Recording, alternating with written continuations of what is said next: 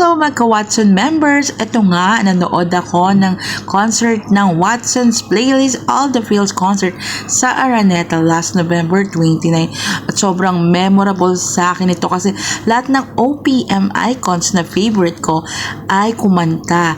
Sweet pa ni Sakta Budlo kasi meron kaming yung bago niyang kantang For You dun sa ilalim ng upuan namin. At syempre ang The Ones, pakinggan muna natin ang mga OPM icons ko. Syempre ang Hey Jude na cool vibes lang ang music. At syempre si Earl Agustin na nagpakilig sa Madlang People. Iba rin yung pakiramdam nung naglabas kami ng mga flashlights para i-wave namin. Sobrang kakaiba ang feeling, nostalgic ang dating. At walang kupas ang The Ones para humugot at manakit sa damdamin.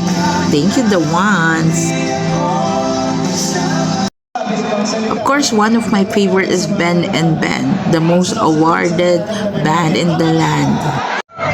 One more thing, ang pinaka-finale si Rico Blanco, the legendary na walang kupas pa rin. Thank you so much, Watsons, for this memorable experience!